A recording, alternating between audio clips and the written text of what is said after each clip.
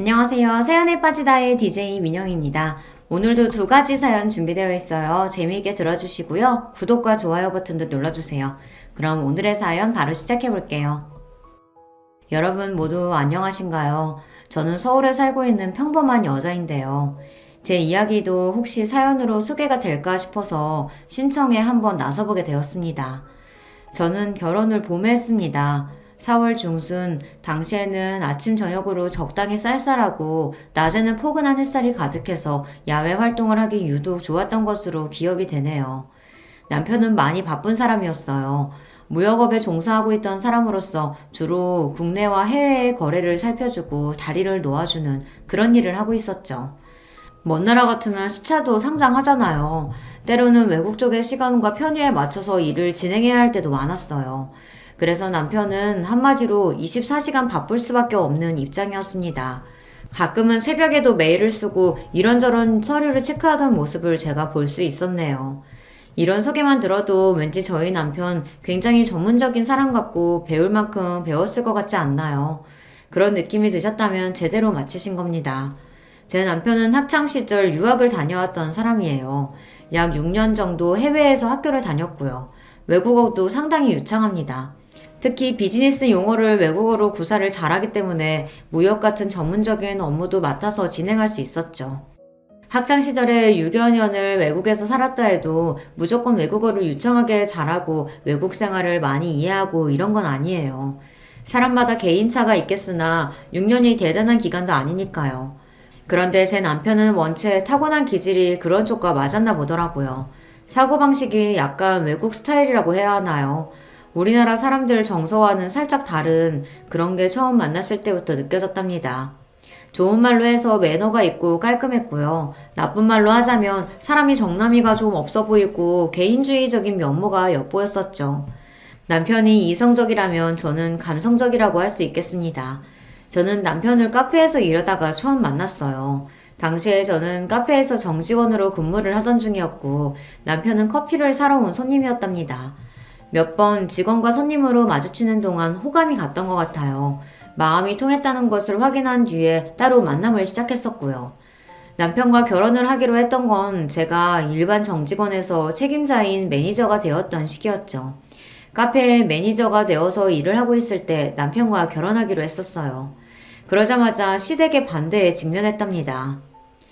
여기서 윤미진이 누구예요? 윤미진이라는 사람이 여기서 대체 누구냐니까? 놀랍게도 제가 일하던 카페 매장에 들이닥쳤던 인물이 바로 시어머니셨어요. 당시에는 남편을 통해 사진으로나 몇 번 배웠던 게 전부였던 존재였고요. 하지만 실제로 뵙게 된 게 처음이라고 할지언정 못 알아볼 수는 없었어요. 제가 기억력이 너무 뛰어나서 시어머니의 사진들 속 얼굴을 단박에 떠올려냈던 건 아니었고요. 시어머니께서 혼자가 아니셨기 때문에 그랬습니다. 작은 시누이를 옆에 대동하신 채였어요.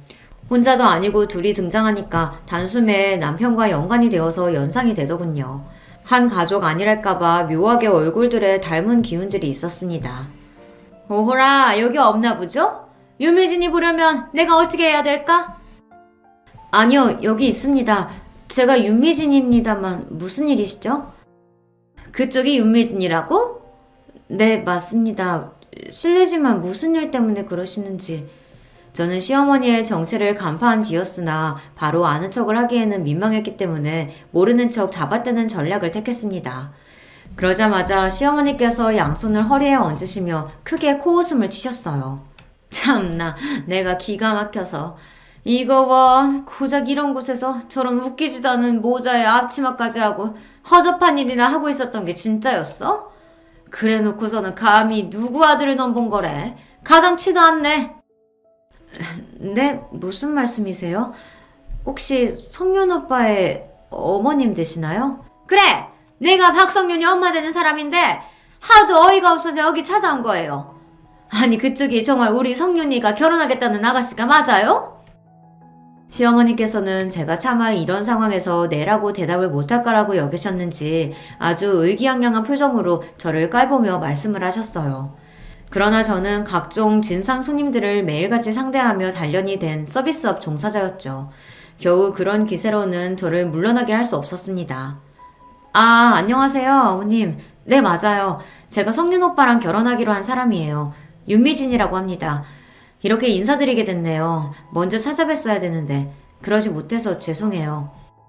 제가 해사한 서비스형 미소를 지으며 답변해 들었고 다른 손님들에게 방해가 되니까 자리를 옮기는 것이 좋겠다고 정중하게 안내를 해드리니 시어머니의 얼굴이 그때 완전히 썩어 들어가더라고요. 저를 망신을 주며 귀를 납작하게 눌러놓고 겁을 줘서 떨쳐낼 그럴 작정이셨기에 당장이라도 난장판으로 굴고 싶으셨던 게 본심이었으나 제 안내를 따르지 않으면 당신만 무식하고 천박한 사람으로 몰릴 분위기였으니까요. 그도 그럴 것이 한가한 시간대라서 몇 없던 매장 안에 손님들이 이쪽을 힐끗거리며 특히나 시어머니와 작은 시누이 쪽에게 의문스러운 눈빛을 던지고 있었던 겁니다. 결국 제 안내를 따라 바깥 테라스 공간으로 이동하신 시어머니께서는 다짜고짜 본심을 또 꺼내드셨어요. 근데 누구더러 어머님이래? 누가 어머님이에요? 아, 그렇게 부르면 안 될까요? 그럼 어떻게 어머님을 불러야 좋을까요? 어머님이라고 부르지 말라니까. 절대 그쪽한테 어머님 소리 들을 일 없게 할 생각이니까 그런 줄 알고. 네, 알아들었습니다, 손님. 지금 뭐라고 그런 거야? 내가 잘못 들었나? 손님이라고 불려드렸습니다만 혹시 뭔가 잘못됐나요, 손님? 제가 눈을 순진한 모양새로 뜨며 조심스레 반문을 하자 시어머니께서는 당장이라도 뒷목을 잡고 싶으시단 기색이 되었고 작은 시누이가 한 발짝 앞으로 나섰습니다. 짐작은 했지만 역시나 보통 얘기가 아니구나. 싸가지 없는 것 좀 보라지. 누구 앞에서 지금 그렇게 당돌하게 구는 거야? 싸가지가 없다니 저 말씀이세요? 그럼 누구 말씀이겠어요? 저기요, 귀 파고 잘 들으세요. 내 동생은 그쪽 같은 어중이 떠중이 수준의 여자랑 결혼할 인재가 아니거든요? 어디서 못 배워먹고 서비스직이나 전전하는 주제에 간 크게 내 동생한테 수작질이야. 말씀을 너무 이상하게 하시네요. 못 배워먹었다는 기준은 뭔가요? 그리고 우리나라는 자영업의 나라라고 봐도 될 정도인데 그러면 그 많은 사람들 전부 수준 낮게 사는 건가요? 매장 바로 건너편에 있는 식당 사장님은 장사가 너무 잘 돼서 건물을 2채나 가지고 계시는데요. 저희 매장에서 같이 일하는 저보다 1살 어린 직원은 서비스직 일을 꾸준히 한 걸로 돈 잘 모아서 지난달에 작게 집 하나 장만했어요. 제가 속으로는 열불이 터졌으나 겉으로는 차분하고 침착하게 목소리를 냈어요. 그랬더니 작은 시누이의 눈이 앞으로 튀어나올 듯 커졌습니다. 꽤나 열받은 모양새였고요. 어머나, 이런 미친... 맹랑하게 말 받아치고 또박또박 말대꾸하는 것 좀 봐. 기가 왜 이렇게 강한 거야? 세상에, 엄마, 얘 진짜 안 되겠다.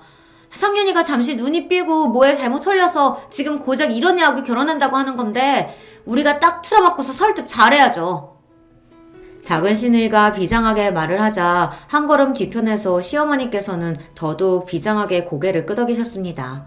어림도 없으니까 꿈도 꾸지 말라는 표정으로 저를 바라보셨고요. 단도직입적으로 말할게요. 이미 파악 다 했고 눈치 다 챘죠? 우리 성윤이하고 결혼하는 거 이쪽에서는 반대입니다. 결사 반대. 그거 알려주려고 온 거니까 가슴에 곱게 새기고서 좋은 말로 할 때 우리 성윤이하고 이쯤에서 헤어져요. 나 원차 수준이 대체 엇비슷하기라도 해야 옆에 갖다 대보는 신용이라도 하지. 이건 뭐 하늘과 땅 차이니 대보려고 할 것도 없어. 표독스럽게 말씀을 하시고서는 혼잣말을 가장한 제 욕을 야무지게 하시는 것도 잊지 않으셨습니다. 그런 시어머니를 빤히 쳐다봐드린 제가 평온하게 대답을 하였어요. 아, 네. 그럼 제가 성윤 오빠하고 이야기를 잘 해볼게요. 뭘 잘해본다는 거예요? 네? 당연히 얘기를 잘해본다는 뜻인데요. 아니, 그러니까 내 말은 무슨 이야기를? 그야 오빠 가족들이 결혼 문제를 반대하니까 이제 오빠는 어떻게 할 건지 그런 걸 좀 들어보고 이야기를 잘 나눠야겠죠? 그런 거 없이 그냥 헤어지라니까. 말을 못 알아듣는 거야? 아니면 일부러 이러는 거야? 왜요? 그렇게 이야기를 나눈 다음 헤어질 수도 있는 거 아닌가요? 지금 여기서 뭐가 문제인 건지 저는 잘 모르겠습니다. 그쪽에서 이야기를 그렇게 꺼내버리면 우리 성윤이가 안 헤어질 수도 있으니까 이러는 거잖아요, 지금. 헤어지자고 딱 말을 해야지. 왜 애먼 마음 어리고 착한 남의 집 귀한 아들을 흔들어 놓으려고 말을 그딴 식으로 꺼내서 바지가랑이를 붙잡으려고 해? 그건 그렇다고 하더라도 성룡 오빠의 선택이고 결정인 거 아닌가요? 결혼하는 당사자는 성윤 오빠인데 왜 주변에서 그러시는 건지 모르겠네요. 나이가 어린 것도 아니고 나이 먹을 만큼 먹었고 경제적으로 진작에 독립되어 있고 사회생활도 베테랑인 어른인데요. 그런 사람한테 왜 아이 다루듯이 하세요? 다 컸다고 하더라도 결국 내 품 안의 자식인 거야. 집안 꼬라지가 엉망이라서 이런 것도 모르는 모양이지? 하나를 보면 열을 안다고. 결국 집구석 꼬라지도 볼품없고 변변하지 않겠지. 뻔해. 시어머니께서는 그때 작정하시고는 저를 말씀으로 때리셨습니다. 제가 웬만한 막말에는 면역과 단련이 되어 있는 사람이었는데 그럼에도 시어머니의 그날 막말에는 심장이 철렁 내려앉더군요. 물론 천만다행스럽게도 겉으로는 그런 티를 내지 않았습니다. 만약 그랬다면 정말 자존심이 상했을 거예요. 저는 애써 태어난 척하며 아무렇지 않은 모습을 꾸며냈고 시어머니와 작은 시누이는 마지막까지 저에게 눈을 흘기면서 제발 주제 파악하고 떨어져 나가라는 악담을 남겼더랬죠. 두 사람이 떠나고 난 뒤에야 저는 직원용 공간으로 들어가서 멍하니 방금 있었던 일을 되짚어보며 정신을 다스렸습니다. 제가 만나온 남자와는 너무나도 다른 그의 모친과 누나. 그동안 이야기를 몇 번 들어오긴 했었어요. 사귀는 동안에도 남편이 자기 가족들과는 자기가 전혀 안 맞는다고 말을 하며 그때마다 고개를 절레절레 흔들었었거든요. 그나마 자기와 공통점이 조금이라도 있는 사람은 집안에서 사촌형과 큰 외삼촌 정도라고 하였습니다. 그래도 부친하고는 같은 남자끼리라서 그런가 대화가 그럭저럭 통하는데 모친하고는 너무 안 맞고 이야기가 안 통한다고도 했었어요. 모친은 사람 자체가 너무 성격이 유난이라서 자기가 감당하기 힘들다고 그랬고요.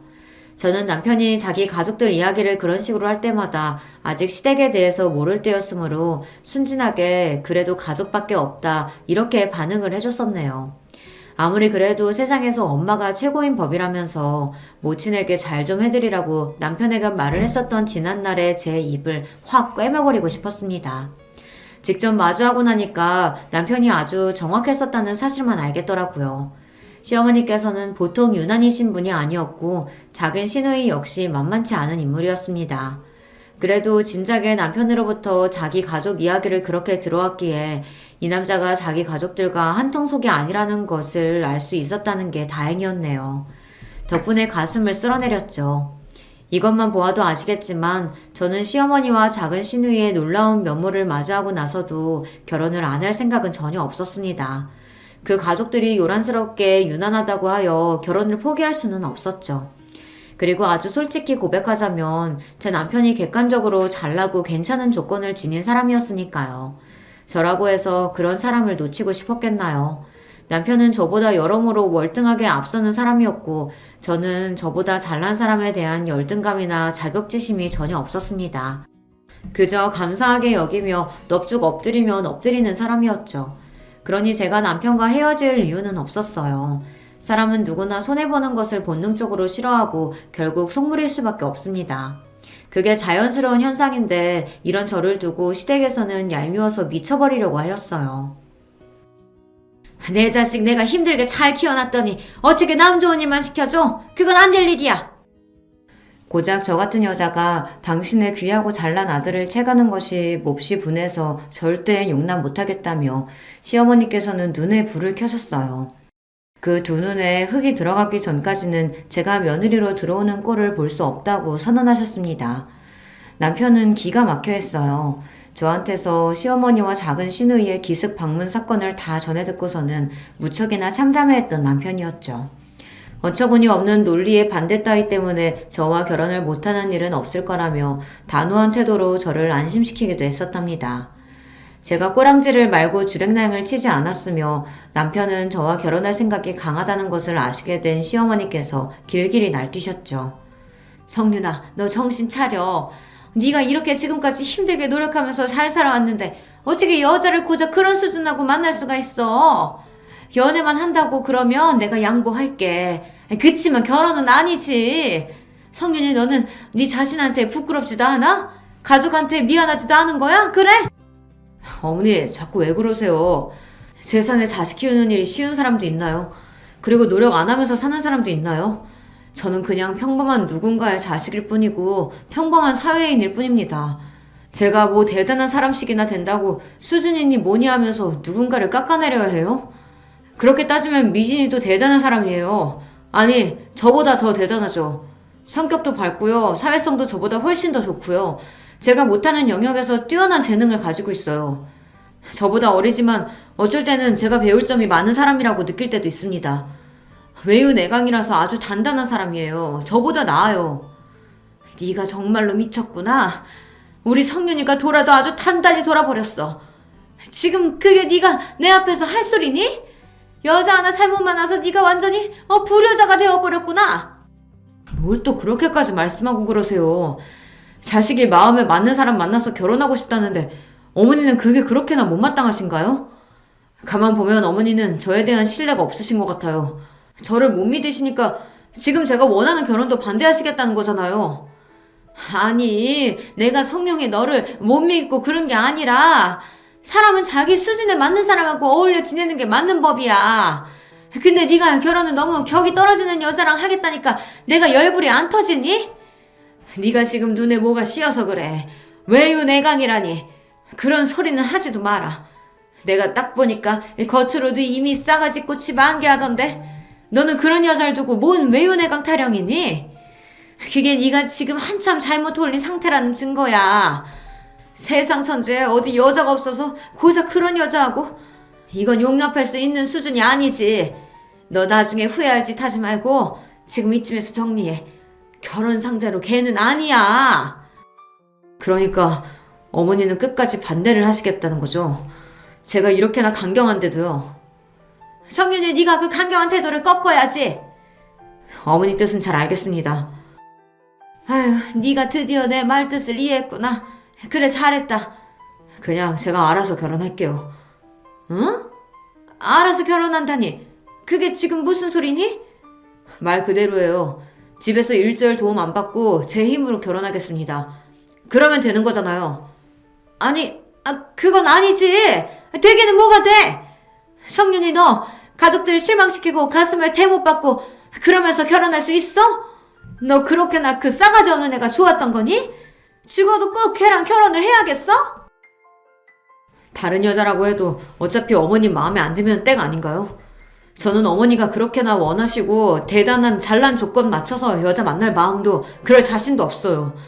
그러니 다른 여자를 만나도 또 이런 상황에 놓이지 않을 거라는 보장이 없는 것 같아요. 그럴 바에는 제가 제 힘으로 알아서 조용히 결혼하겠습니다. 암만 해도 이러는 게 정답이에요. 눈에 불을 켜시고 저를 반대하셨던 시어머니를 향해 남편은 엄청난 한수를 날려버렸고요. 그건 말로 홈런이라고 할 수 있었습니다. 남편이 그렇게 나오자 시어머니 입장에서는 말문이 완벽하게 막혀버릴 수밖에 없었거든요. 그 상황에서 무슨 말이 더 나올 수 있었겠어요. 게다가 남편이 자기가 하는 일이 지금부터 앞으로 3년 정도는 무조건 미치게 바쁠 수밖에 없는데 빨리 결혼 문제를 해결하고 끝내버리고 싶은 마음이 간곡하다고 하니까 시어머니로서는 더욱 꿀먹은 벙어리가 되실 수밖에 없었습니다. 아들은 인생 설계까지 차곡차곡 쌓아놓은 채로 얼른 결혼 문제를 치워버리고 싶은 건데 어미된 입장으로서 당신이 쓸데없는 억지를 계속 부린 것처럼 여겨지셨겠죠. 혼자 힘으로 알아서 결혼을 해버리겠다는 당신의 아들이었고 이러나 저러나 결혼을 해버릴 거라면 차라리 허락해주는 모양새를 내는 편이 훨씬 낫다는 것을 시어머니께서는 금세 깨달으셨습니다. 그래서 마지못해 저희 부부의 결혼을 허락해 주셨어요. 한 발짝 뒤로 물러나 계셨던 시아버지 역시도 그때부터는 흔쾌히 허락의 의사를 드러내셨고요. 시누이들은 별말 하지 않음으로써 동조의 뜻을 나타냈습니다.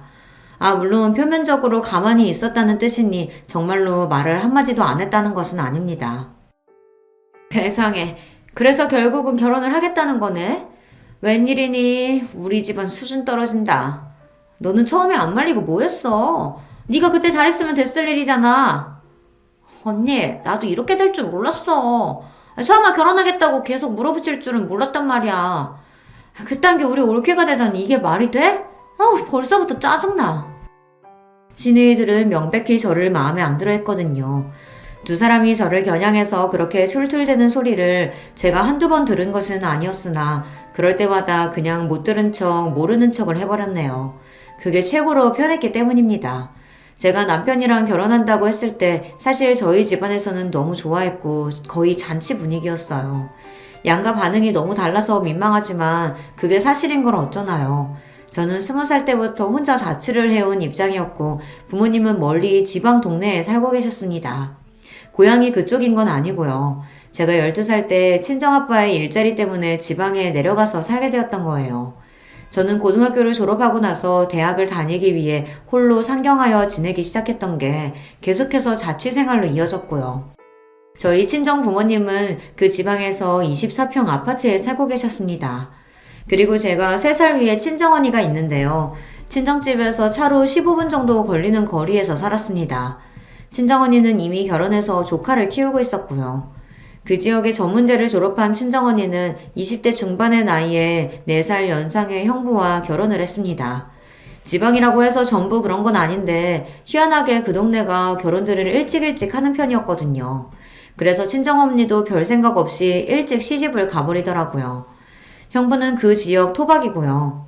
길을 새로 조성해서 깔끔한 동네의 신축 빌라에 친정 언니네가 살았습니다.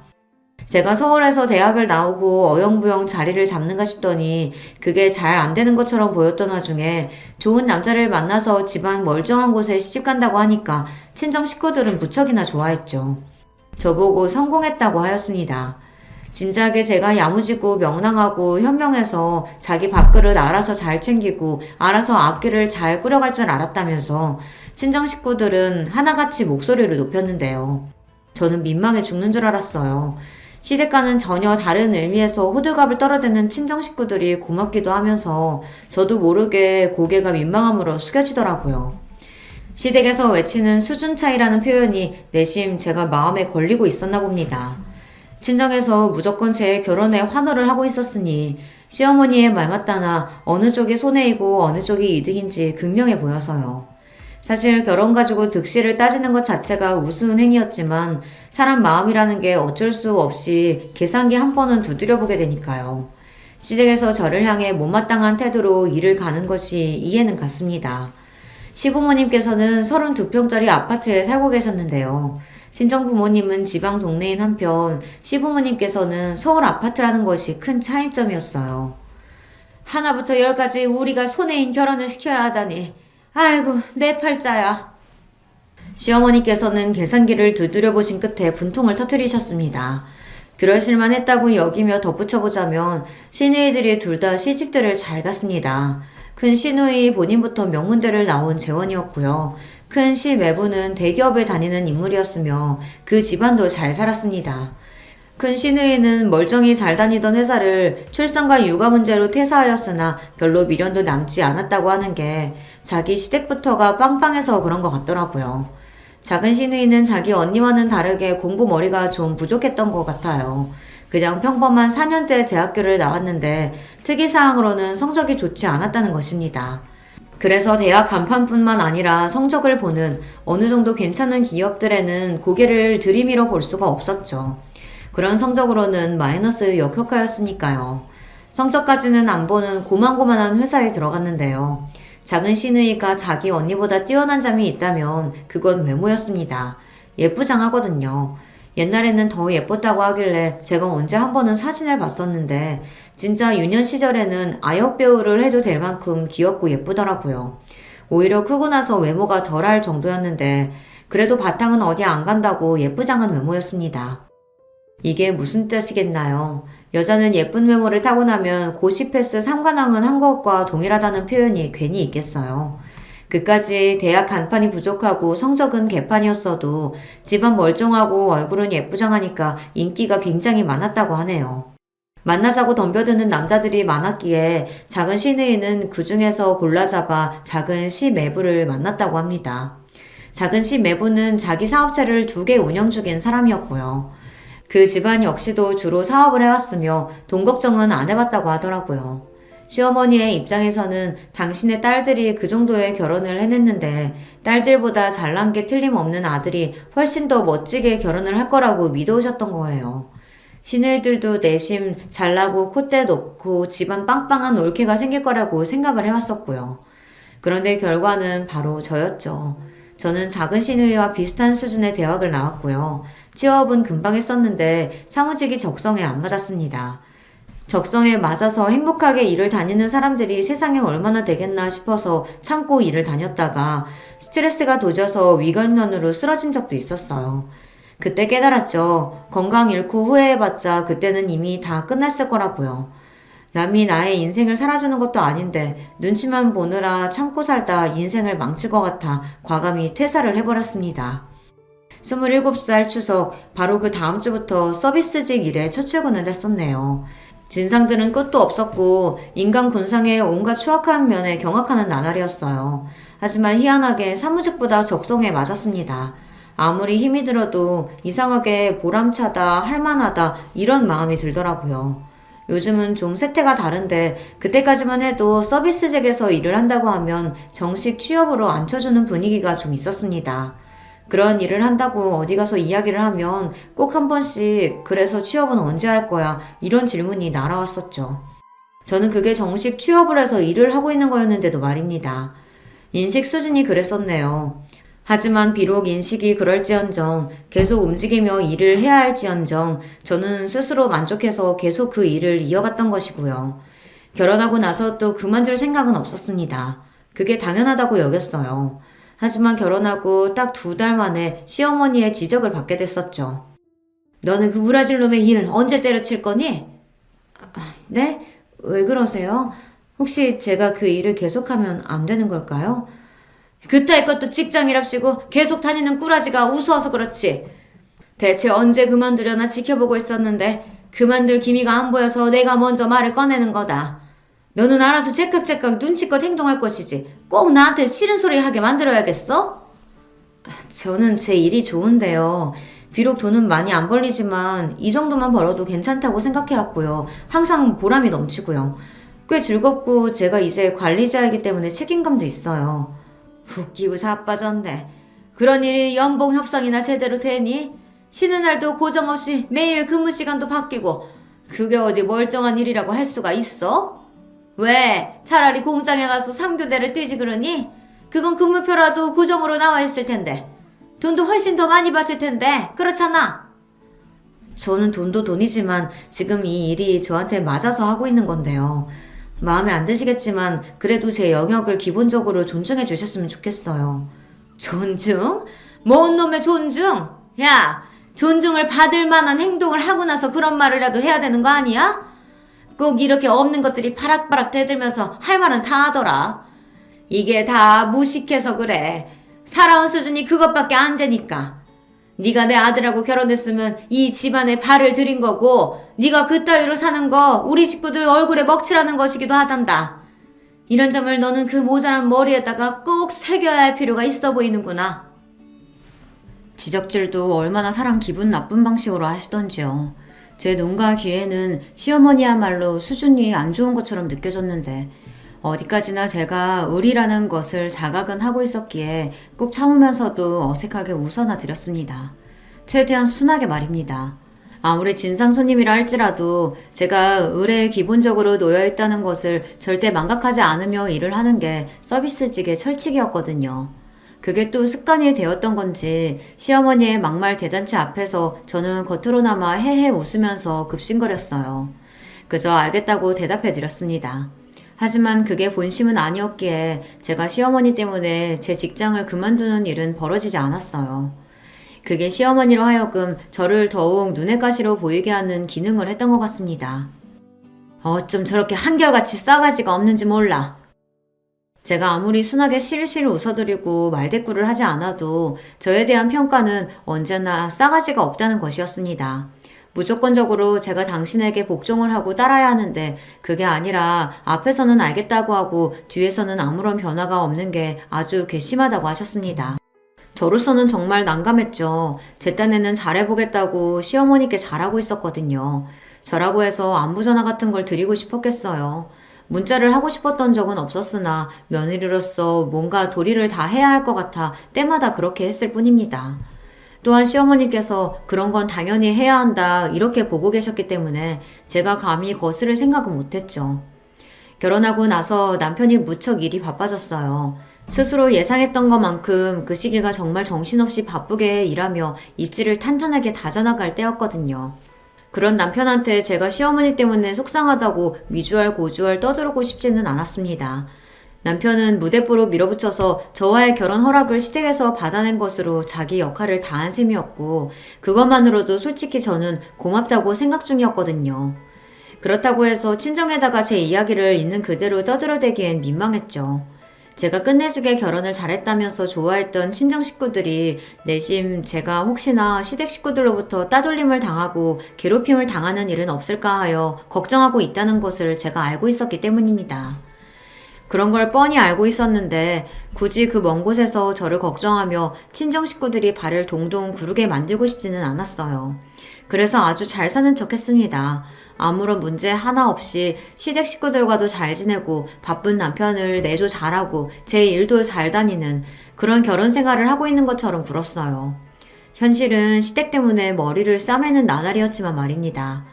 저도 시댁을 무시하고 싶었어요. 그게 가능하다면 제 몸 하나만 잘 챙기면서 그렇게 편한 결혼 생활을 하고 싶었는데 현실은 그렇지가 못했습니다. 우리나라는 배우자와 결혼을 하면 그 배우자의 가족들끼리 어쩔 수 없이 함께 딸려올 수밖에 없다는 걸 제가 제대로 체감했었네요. 시어머니의 간섭과 잔소리를 막을 명분이 마땅하지 않았어요. 시누이들이 여자들끼리 친목을 쌓을 필요가 있지 않겠냐며 시댁으로 오라고 하면 한숨을 내쉬면서도 터덜터덜 걸음을 하지 않을 수 없었습니다. 분위기가 자연스레 그렇게 돌아가더라고요. 시댁에 모여서 같이 담소를 나누고 소일거리나 같이 하고 그러자고 해서 딱 가보면 막상 소일거리라는 것은 저만 했습니다. 예를 들어 마늘을 까놓은 일 같은 거 말이에요. 베란다에서 신문지 깔아놓고 매워서 오만 눈살을 찌푸리며 눈물을 훔쳐가며 마늘 깎는 소일거리를 하는 것은 저였고요. 담소를 나누는 것은 시누이들 뿐이었습니다. 본인들은 자기 부모님 댁이니까 편하겠죠. 편하니까 그렇게 모여서 노가리나 까는 것이었을 텐데 저는 가뜩이나 시댁이라 편하지 않은 입장이었건만 혼자 일까지 하려니까 서럽고 비참했습니다. 솔직히 제가 성격상 그런 걸 가만히 참고 있는 인물은 아니었습니다. 하지만 일부러 참았던 것이에요. 그런 말도 안 되는 상황을 견뎠던 것은 비록 정도의 차이는 있겠으나 어딜 가나 처음부터 쉬운 일은 없고 텃세라는 것은 존재할 수밖에 없다고 생각하고 있었거든요. 기존에 있던 사람들과 정말로 잘 지내볼 생각이 있다면 그 텃세라는 과정을 꾹 참고 견디면서 묵묵함을 보여주고 인정을 받는 것이 가장 정확한 방법이었어요.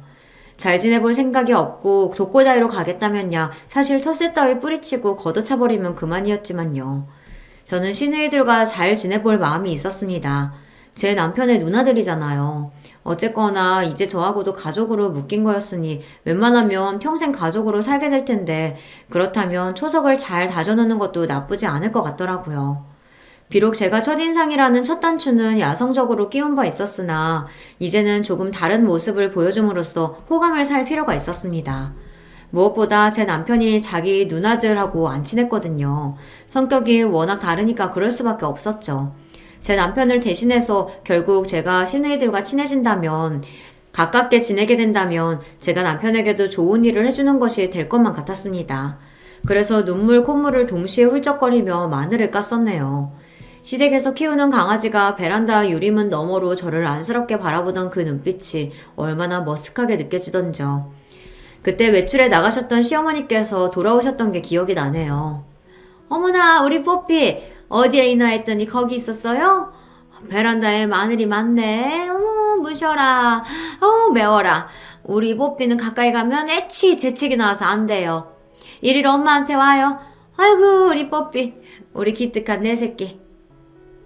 귀가를 하신 시어머니께서는 훤히 보이는 통 유리문 너머로 제가 마늘을 까고 있는 게 보이자 당황하면서도 강아지부터 챙기셨습니다. 베란다 문도 두꺼운데 그 닫힌 문 가까이 와봤자 강아지의 눈이 매우면 뭐 얼마나 맵겠나요. 그런데도 우쭈쭈 하시며 강아지는 챙기셨고 저는 본체만 제하셨어요. 부엌에서 하하호호 담수를 나누고 있던 시누이들에게도 강아지를 안고 향하시더니 마늘 저거 뭐냐 이렇게 물으셨고요. 그러자 시누이들이 다듬을 마늘이 많길래 저한테 시켰다고 했어요. 시어머니께서는 그랬구나 하신 것이 전부였습니다. 당신의 딸들을 나무라든가 아니면 저를 칭찬하시든가 뭐 하나는 하셨어야 했던 것 같은데 씁쓸했네요. 혼자 열심히 일하고 뒷정리까지 하고 그러는 게 시댁에서 제 역할이었던 것 같아요. 제가 성질 꾹 참고 그러면서 지냈던 이유는 하나, 인정받고 싶어서였습니다.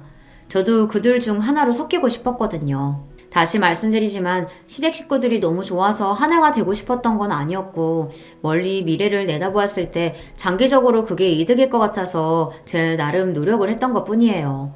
하도 제 직장을 우습게 보고 깔보니까 책 잡힐 거리 없게 하려고 만약 제가 근무하는 날에 시댁에 연락이 오면 내일이 휴무라 그때 가겠습니다 라든지 그런 식으로 확실하게 굴었습니다. 일 다니는 것 때문에 이것도 못하고 저것도 못한다는 그런 이미지를 주기는 싫었거든요. 매장이 명절 때도 영업을 했었는데 제가 매니저다 보니까 그런 중요한 날에 우선 근무가 됐어요. 그랬더니 시어머니께서 무식하게 실이 추석 때도 일한다고 욕을 한 바가지 하셨죠. 천하게 살면 그런 거야. 이래서 사람이 윗물에서 놀아야 하는 건데. 아유, 수준 낮아. 고작 그따위 돈 받으려고 명절에도 일을 나가야 하는 거냐며 시어머니께서는 혀를 끌끌 차셨습니다. 사회 경력에도 도움이 일절 안 되는 거 아니냐며 시누이들은 피식 웃어댔었고요. 저는 참을 인자를 머리에 새기며 애써 참았었죠. 추석 때 일이 끝나는 대로 후다닥 시댁으로 가서 명절을 챙겼고요. 정말 웃긴 건 제 남편이 그해 추석에 출장에 가 있었거든요. 일 때문에 영국에 2주 정도 일정으로 갔었는데 추석이 껴있었어요. 그런데 남편한테는 아무 말도 안 하고 저한테만 추석에도 일하는 게 무식하다며 시댁에서 조롱을 했던 것입니다. 참 어이가 없을 따름입니다. 그러거나 말거나 일단 저는 씩씩하게 허드렛 일을 도맡아가면서 그렇게 명절을 났었고요. 진심은 통하는 법이고 노력은 배신을 안 하는 법이라고 하잖아요. 그런 일념으로 지내고 있던 어느 날이었습니다. 바야흐로 단풍철이었던 거예요. 너 혹시 다음 주 금요일에 쉬니? 여자들끼리 오붓하게 단풍놀이나 갈까 한다.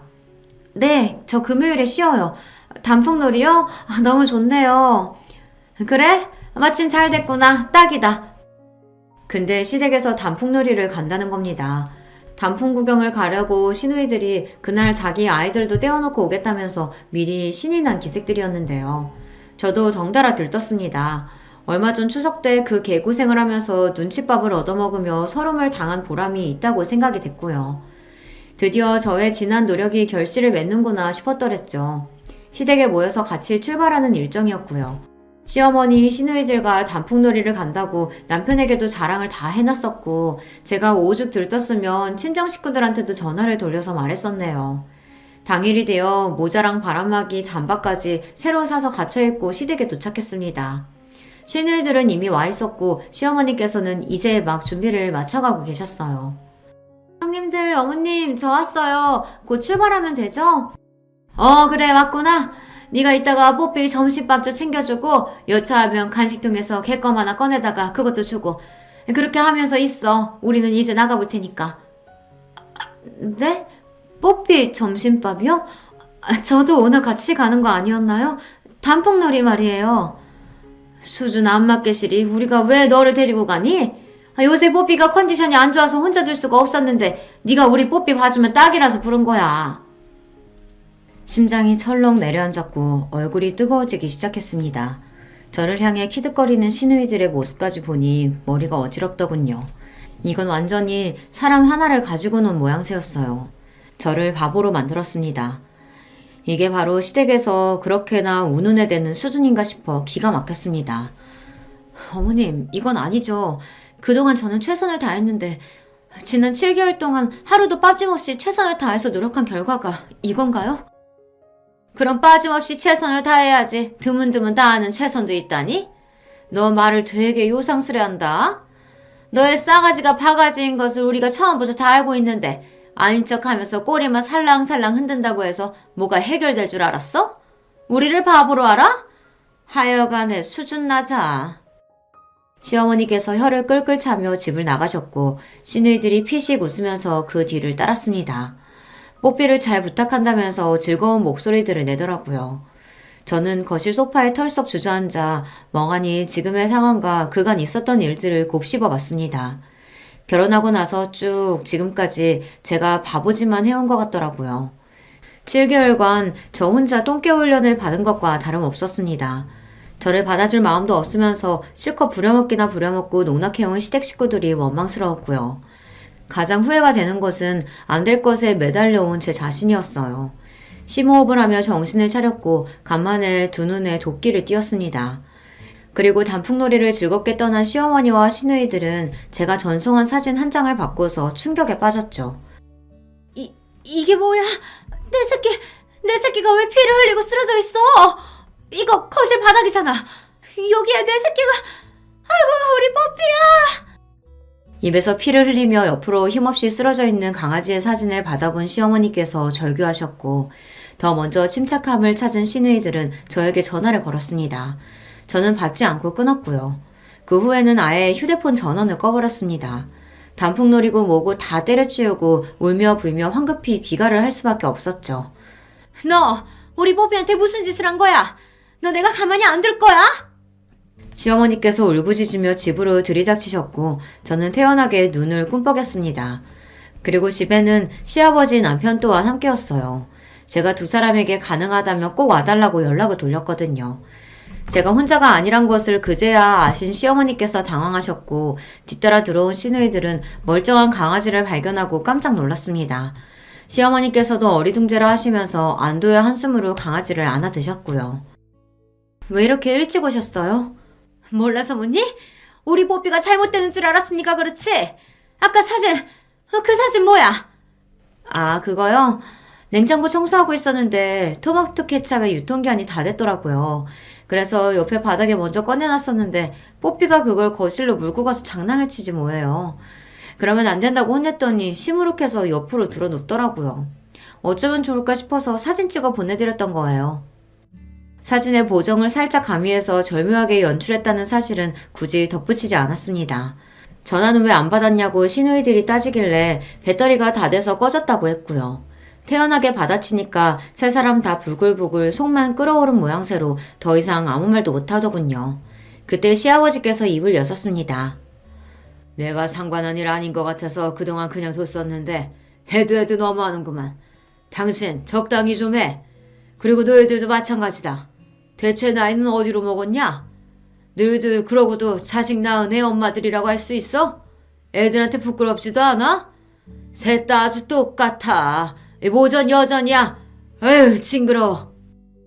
시아버지께서 진절머리를 치셨고 그러자 시어머니의 얼굴이 빨갛게 달아올랐어요. 뭔가 오해가 있었다느니 제가 얄밉게 머리를 써서 지금 상황이 이상하게 꼬인다더니 그런 소리들을 늘어놓으셨지만 시아버지께서는 시끄럽다며 일축하셨습니다. 그리고 남편은 싸늘하게 식은 시선으로 세 사람을 바라보았죠. 앞으로 이 사람이 여기 오는 일은 없을 겁니다. 그렇게 아세요. 성윤아, 너 지금 잘못 오해하면 안 돼, 어? 무슨 오해요? 어머니, 제발 작작하세요. 앞으로는 그냥 어머니한테는 며느리 없다고 생각하시면서 사세요. 그 편이 낫겠네요. 그리고 누나들, 앞으로는 남동생 있다고 생각하지 마. 나도 나한테 누나들 없다고 생각하고 살 거니까. 각자 그렇게 살자. 그게 처음부터 정답이었던 것 같다. 남편은 차갑게 말을 뱉고서 제 손을 잡고 일어났습니다. 살벌한 시선으로 앞만 보며 걸어가는 남편을 아무도 붙잡지 못했죠. 저는 고개를 돌려서 시아버지께만 꾸벅 인사를 드렸고요. 망연자실한 시어머니 그리고 어리 빠져있는 시누이들을 지나쳐 시댁을 빠져나온 그 순간이 아주 후련했습니다. 남편은 그간 자기가 신경을 전혀 못 써준 것이 미안하다며 차에서 내내 저에게 사과를 했어요. 저는 제가 자초한 것이 컸다고 말을 하며 고개를 가로저었습니다. 서로에게 미안해하기보단 앞으로 서로에게 최선을 다하며 즐겁게 살아보자고 저희 부부가 서로에게 약속을 한 날이었네요. 이튿날 친정 식구들이 단풍놀이는 잘 다녀왔냐며 저에게 연락을 하길래 저는 시댁에 시옷자도 꺼내지 말라고 대답한 뒤 그간 있었던 일을 드디어 다 털어놓았습니다. 친정 식구들이 놀라서 뒤집어졌고요. 이미 후련하게 마무리가 된 일이라는 것에 한숨을 쉬기도 하였습니다. 괜히 미안한 마음이 들었고 남편하고 더욱 잘 사는 모습으로 보답하겠다고 다짐을 했었죠. 시어머니께서는 그간 당신이 유치했다고 하시며 저에게 정식으로 사과를 하고자 하셨고 잘 지내보자고 하셨으나 저는 한 번 아니면 아니라고 생각하기도 해서요. 안 내키더라고요. 시누이들도 저에게 미안하다고 하며 남편의 마음을 제가 좀 잘 달래보라고 그랬는데 그냥 피식 웃음만 나왔습니다. 이제 제 안에서 시댁 식구들과 잘 지내보고 싶은 마음이 다 사라진 뒤였던 거예요. 그간 발버둥을 쳐온 게 후회돼서라도 더 활기차게 제 일상에 집중하고 남편에게 더욱 신경 쓰며 그렇게 잘 지냈고요. 스트레스 요인이 사라져서 그런지 제 얼굴도 아주 환해졌답니다. 시어머니께서는 졸지에 전에 없이 시아버지의 눈치를 보시면서 그렇게 지내시게 되었다는 후문이고요. 신을 듯 있는 듯 없는 듯 그렇게 조용히 지내고 있답니다.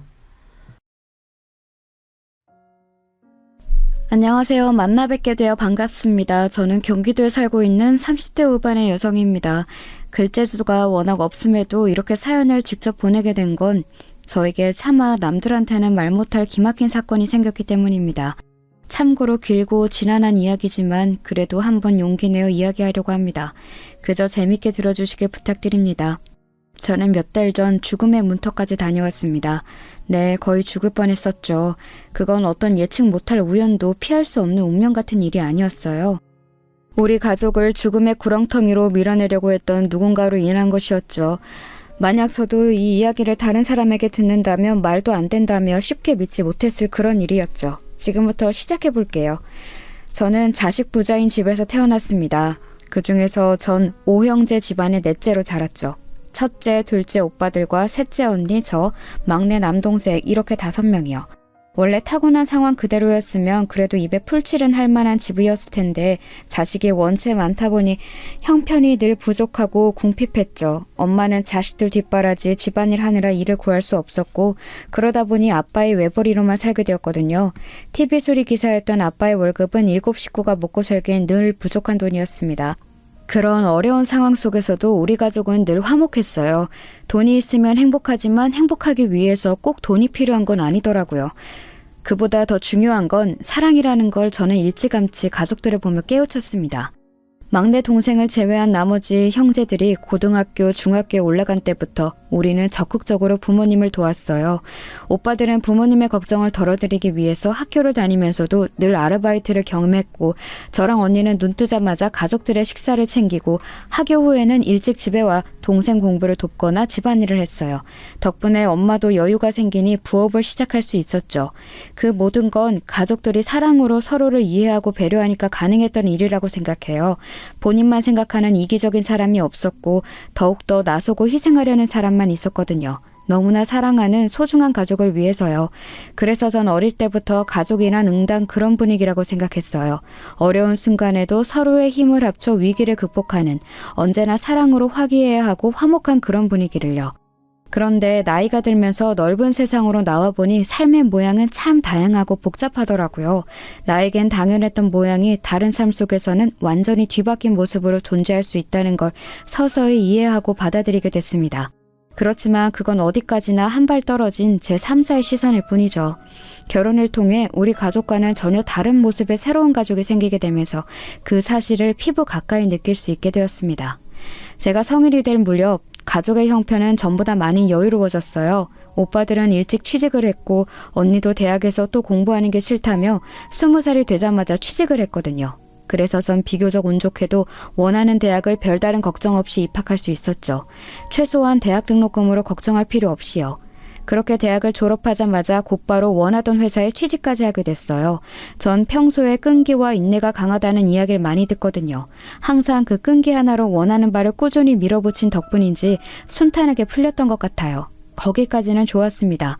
꿈꾸던 대학에 들어갔고 업계에서 유명해 평소 꿈꾸던 회사까지 가장 빠른 시간 내에 올바른 정석을 불리는 길로 이뤄냈어요. 당시 오래 사귀던 남자친구도 있었고 30살이 되면 결혼하자는 이야기가 오갔죠. 부모님은 이런 저를 항상 대견해 하셨고 오빠와 언니, 동생도 자랑스러워했어요. 비록 어려운 형편이었지만 그 모든 걸 극복해내고 지금까지 달려온 저 자신이 스스로도 만족스러웠습니다. 하지만 불행은 회사에 들어가고 1년 후부터 시작됐어요. 후임이 들어오고 나서 저의 업무는 눈에 띄게 늘어났습니다. 야근은 기본이 되고 마치 퇴근 시간이 정해진 것처럼 늘 오후 11시에 회사 밖을 나올 수 있었어요. 그래도 1년차 신입 때까진 그보다 조금 덜한 업무량이어서 버틸 수 있었거든요. 연봉이 적은 편도 아니었고요. 그런데 정말 말도 안 되게 늘어나는 일을 보면서 돈이나 회사 이름이 중요한 게 아니라는 걸 알았어요. 집에 도착하자마자 세수만 하고 곧바로 기절하듯 잠들어 5시간 후에 일어나 출근 준비를 해야만 했어요. 또 회사에 가면 커피 한 잔 마실 수 있는 시간도 없이 몰아닥치는 업무를 해야 했고 늘 저만 찾는 상사들의 뒤치다꺼리를 하느라 제대로 정신을 차릴 수 없었어요. 그 와중에 후임을 안내하는 일까지 해야 했으니 정말 중간에 껴서 환장을 노르시더라고요. 게다가 주말이라고 마냥 쉴 수도 없었습니다. 회사에서 못다한 잔업을 마저 해내야 했거든요. 이렇게 쳇바퀴처럼 정신없이 흘러가는 삶이 저에겐 너무 버거웠어요. 참다 못해 선배들에게 이런 고충을 토로하니 지금이 가장 바쁜 시기라서 그렇다며 조금만 더 버티란 말밖에 안 하더라고요. 당시엔 너무 마음이 삐뚤어져 있어서 그런지 제가 그만두면 본인들한테 일이 더 편중될까봐 붙잡아두려는 심산으로 보여서 얄밉게 느껴지더라고요. 버티고 버티자 참고 또 참자는 마음으로 전 그렇게 무려 2년을 버텼습니다. 2년의 시간 동안 가장 큰 변화는 대학교 때부터 만나던 오래된 남자친구와 이별하게 됐다는 거예요. 제 일상도 사라진 마당에 남자친구를 만날 여유까지 챙길 수 없더라고요. 남자친구는 제 일이 여유로워질 때까지 기다리겠다고 했지만 차마 붙잡을 순 없었습니다. 전 사실 그전까지는 사랑하기 때문에 보내준다는 말을 안 믿었거든요. 그런데 막상 제가 그런 상황에 놓이자 그 말이 이해가 되더라고요. 만약 사랑하지 않았다면 욕심부리며 어떻게든 곁에 붙잡아뒀을 거예요. 그런데 제 불안정한 상황과 붙잡고 싶은 이기심 때문에 진심으로 사랑하는 사람한테 상처를 줄 수가 없었어요. 여유를 갖지 못해서 미안하다는 말로 이별을 통보할 수밖에 없었죠. 가뜩이나 지칠 대로 지쳐있던 저는 그 뒤로 더욱더 망가져갔어요. 위염과 위경련을 늘 달고 살았고 피부는 메말라 푸석푸석해지고 탈모까지 생겼어요. 정신적인 스트레스가 너무 심해 정신과 병원을 찾았지만 그마저도 시간이 부족해 병원에 갈 수가 없어 겨우 2-3번 방문한 게 끝이었죠. 가족들은 이런저런 걱정해서 늘 회사를 관두라고 했지만 저는 쉽게 그만둘 수가 없었어요. 내가 이런 회사를 다시 들어갈 수 있을까? 업계가 크지 않은데 입소문이 나진 않을까? 가족들이 날 엄청 자랑스러워했는데 이렇게 일찍 포기해버리는 게 맞을까 하는 여러 생각들 때문에 괴로웠습니다. 하지만 이런 저의 고민을 정리해준 건 다름 아닌 남동생이었습니다. 그날도 저는 똑같이 야근을 끝내고 집으로 돌아와 침대에 쓰러지듯 누웠거든요. 그런데 남동생이 제 방에 조심스럽게 들어와서 이렇게 말하더군요. 누나, 난 누나가 우리 중에 가장 참을성이 좋다고 생각해. 그건 분명 어딜 가서나 칭찬받고 치켜 세워질 장점일 거야. 그래서 누나가 지금까지 온 것도 대단한 것 같아. 참을 만큼 참았으면 더는 가만히 있지 않아도 돼. 그러니까 반격을 하든 박차고 나오든 뭐든 간에 누나는 누나가 원하는 대로 할 자격이 있어. 동생의 말에 저는 큰 위로를 얻으면서 동시에 용기를 얻었어요. 여태까지 버틴 것도 대단하고 그게 아까워서 앞으로의 시간을 허비할 필요는 없다는 걸 깨달은 저는 참지 않을 용기를 냈어요. 곧바로 다음날 회사로 가서 사직서를 냈죠. 직장 선배, 동료, 친한 친구들 모두가 말렸지만 가족들만은 제 선택을 응원해줬어요. 사직서를 낸다는데 박수를 받는 사람은 아마 흔치 않을 텐데 말이에요. 어쨌든 저는 그때부터 참지 않을 용기를 가지고 더 열심히 살아가기로 했습니다. 그 가르침은 제 미래의 수많은 선택들에게 큰 도움이 되었죠. 회사를 다니는 중에는 딱히 소비를 할 여유나 시간이 없던지라 전 꽤 많은 돈을 놓아둘 수 있었어요. 그 돈에 퇴직금과 부모님의 도움, 대출을 껴서 가게를 냈습니다. 어떤 가게인지는 정확히 말할 순 없지만 회사를 다니면서 제 생활을 누리고 싶다는 바람이 생겼는데 그에 딱 맞는 곳이었어요. 운영 시간은 정해져 있었지만 제 일상에 따라서 유동적으로 바꿀 수 있었고 그럼에도 감사하게도 손님들이 꾸준히 찾아주셔서 지금까지 운영해오고 있어요. 예전 회사 다닐 때보다 벌이도 훨씬 좋고요. 사실 이제야 말은 이렇게 간단히 하지만 가게를 차린 후 2-3년까지는 상황이 그다지 좋지는 않았어요. 혼자 운영하는 것에 대한 부담도 컸고 자리 잡기 전까진 벌이도 그닥 좋지 않았거든요. 어느 정도 안정권에 들어서기 시작한 건 바로 남편 덕분이었습니다. 가게를 준비하던 중에 저는 지금의 남편을 만났습니다. 인테리어 회사에 다니고 있던 남편은 제 가게로 일을 나온 사람 중 한 명이었어요. 남편의 첫인상은 참 좋았습니다. 성실하고 과묵하지만 본인의 일에 집중하는 모습이 멋있는 그런 사람이었어요. 아마도 제가 먼저 호감을 가졌던 것 같네요. 회사를 그만둔 뒤 훨씬 대담해진 저는 몇 번의 일적인 만남 끝에 남편에게 먼저 다가가 호감을 표현했어요. 그쪽이 마음에 드는데 혹시 사적으로 만나볼 의향이 없냐고요. 사람이 워낙 진중하고 무거워 보여서 마음을 얻기가 생각보다 어려울 것 같았거든요. 그런데 예상과 달리 그 사람도 제 요청에 흔쾌히 좋다고 하더군요. 제가 묻지 않았으면 아마 본인이 물어봤을 거라고 하면서요. 마음이 통한 우리는 그렇게 만남을 시작하게 됐고 어느새 둘도 없는 연인이 되었습니다. 남편은 저랑 동갑으로 제가 생각했던 것처럼 자기 일에 열정을 가진 진실된 사람이었어요. 사실 만남을 시작할 때부터 저는 남편이 연애보단 결혼하기 좋은 남자라는 걸 단박에 알았어요. 일 말고는 딱히 별다른 취미도 없고 대화할 주제가 많지도 않고 그렇다고 대화를 이끄는 게 능숙한 편은 아니었거든요.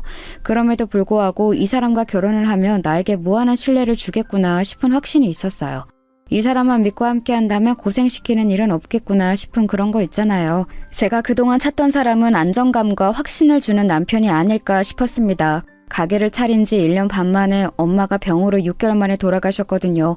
그 일 때문에 가족들이 전부 다 많이 힘들어했어요. 서로가 서로를 위로하면서 어떻게든 삶의 의지를 다지고선 앞으로 나아갈 수밖에 없었죠. 그렇지만 또 반대로 서로가 서로에게 짐이 될까봐 가뜩이나 힘든 가족들한테 감정을 토로하는 게 미안해서 마음 한구석은 늘 위태로웠어요. 회사를 다닐 때도 느꼈지만 곁에서 의지할 수 있는 사람이 없다는 건 정말 힘든 거더라고요.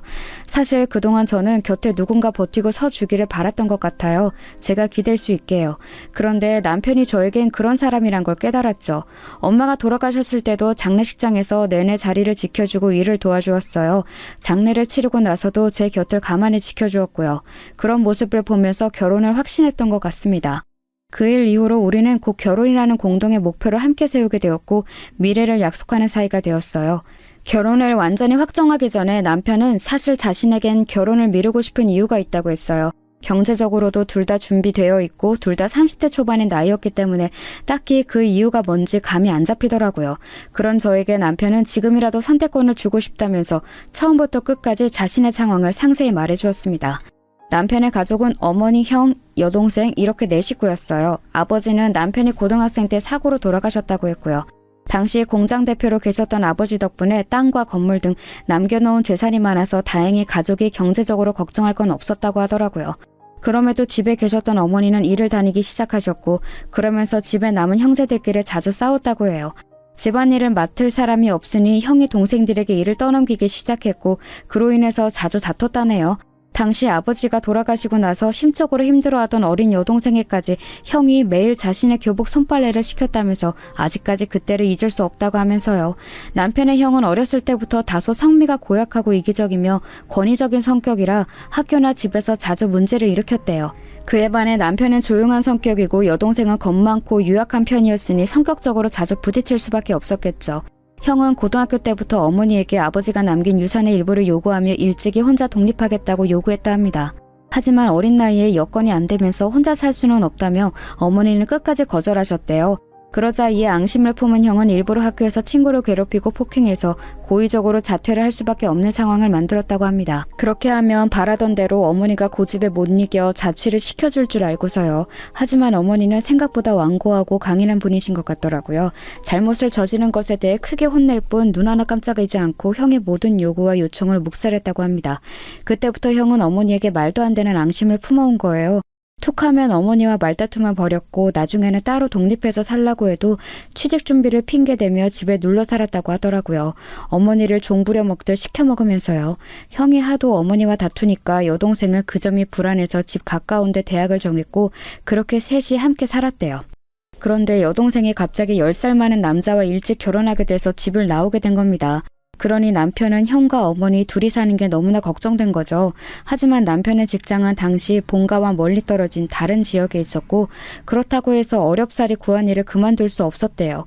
이런 남편의 걱정을 아셨는지 어머니는 괜찮다고 걱정하지 말라고 누누이 말씀하셨다고 합니다.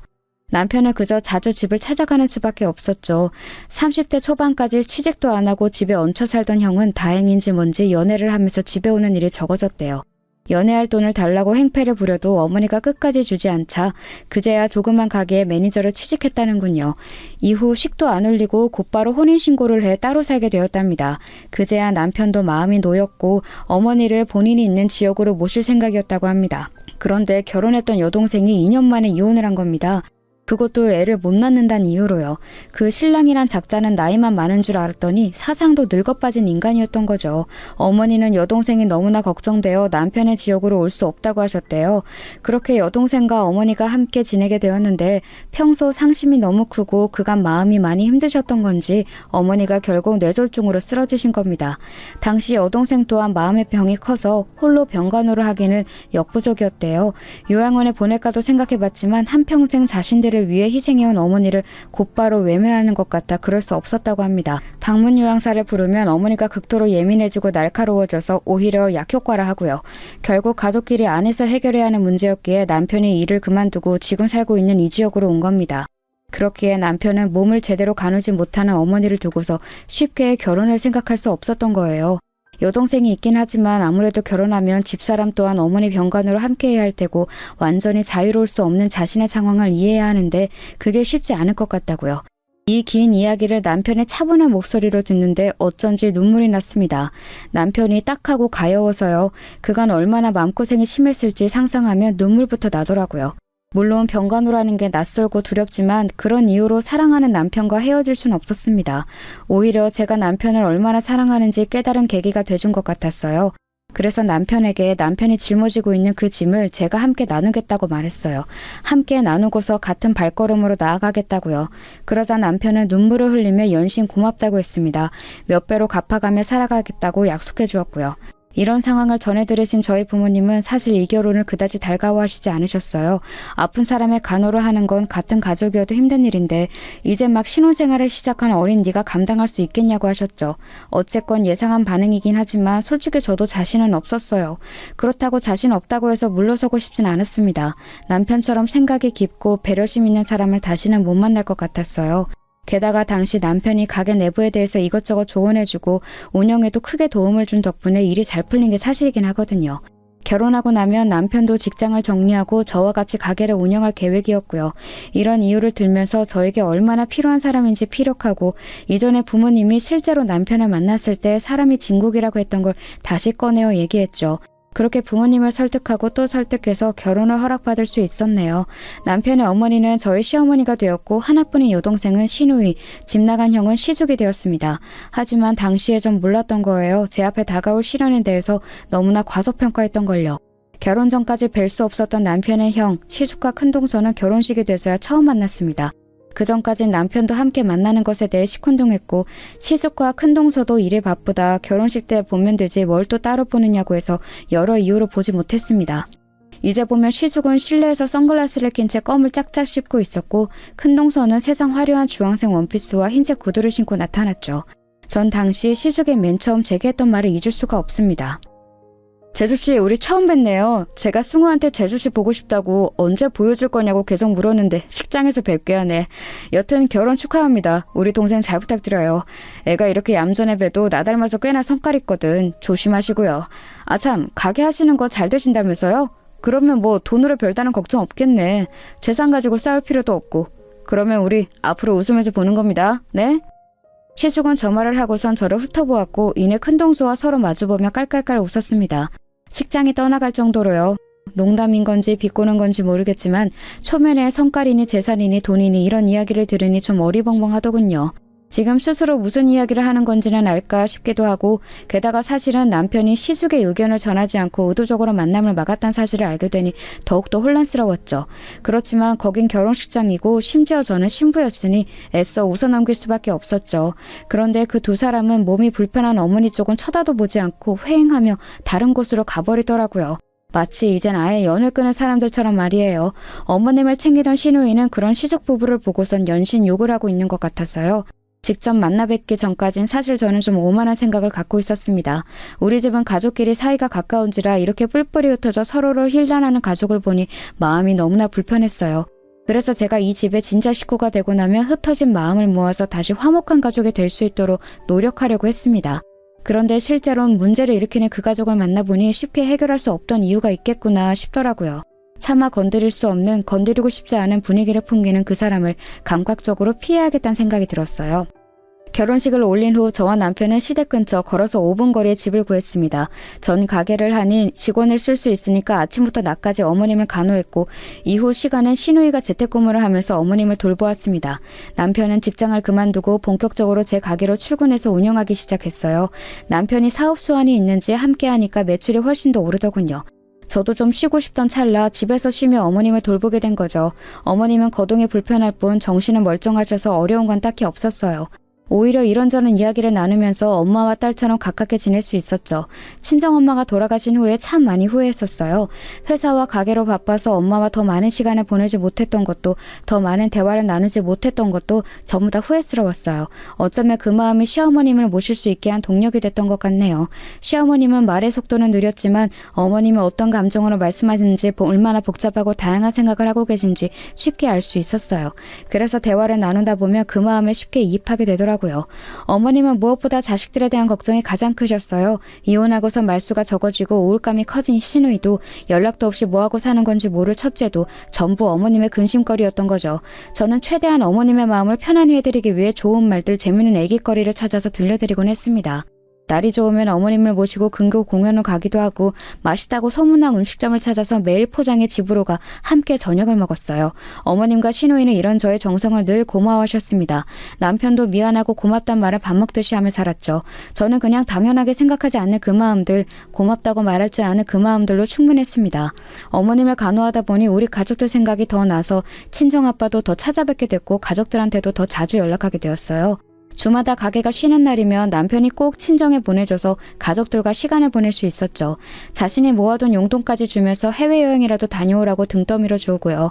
어머님도 종종 용돈을 주셨기에 충분했지만 그 마음들이 참 고맙더라고요. 그때까지만 해도 저에게 가족복이 있다고 생각했습니다. 또다시 어려운 상황에 놓였지만 사랑으로 차근차근 극복해 나갈 수 있는 그런 가족을 만났다고요. 그렇게 4년 반이란 시간이 흘렀어요. 어머님의 상태는 점점 악화되었고 말까지 어눌해지셨습니다. 빠른 사고가 되지 않았고 그러다 보니 의사소통도 힘들어졌죠. 병원에선 앞으로 더욱더 힘들어질 거라며 요양원을 추천하더군요. 가능한 제가 되는 데까지 모시고 싶었지만 더는 감당이 되지 않았어요. 시누이는 다른 남자분을 만나기 시작하면서 1년 전부터 따로 살게 되었거든요. 남편과 번갈아 가면서 병간호를 했지만 점점 힘에 부치게 되었습니다. 저희 부부에겐 별다른 선택지가 없었어요. 어머님 간호 때문에 미뤄졌던 아이 계획도 더 이상 미룰 수 없었거든요. 결국 요양원으로 모실 수밖에 없었죠. 어머님도 저희에게 미안하셨던 건지 알겠다고 그 편이 더 좋을 것 같다고 하셨습니다. 알아요. 그게 어머님의 온전한 진심은 아닐 거란 걸요. 하지만 어쩔 수가 없었어요. 때로 죄책감이 밀려올 때면 지금까지도 충분히 도리는 다했다고 스스로를 다독일 수밖에 없었습니다. 그렇게 어머님은 요양원에 머물게 되셨고 제가 일주일에 2번씩 찾아뵈면서 함께 시간을 보냈어요. 그로부터 1년 후 어머님은 결국 돌아가셨습니다. 남은 날이 많지는 않았다고 병원에서 들었지만 헤어짐의 때가 너무나 일러서 저도 남편도 많이 힘들어했어요. 그냥 제가 조금만 더 모시고 살 걸 후회도 많이 됐습니다. 하지만 이미 지나간 일, 그저 어머님이 가시는 길에 편안하기만을 기도할 수밖에 없었죠. 그렇게 장례를 치르는데 근 6년 만에 시숙과 큰동서를 처음 뵈었습니다. 살아계실 땐 한 번도 안 찾아오다가 장례 때 얼굴을 비추는 게 참 어이가 없더군요. 염치도 없는지 상주 행세를 하려고 하기에 남편이 막아섰습니다. 뭐 하는 거야 형? 무슨 낯짝으로 왔어? 엄마 가는 길에 재라도 뿌리려고 온 거야? 이것 봐라.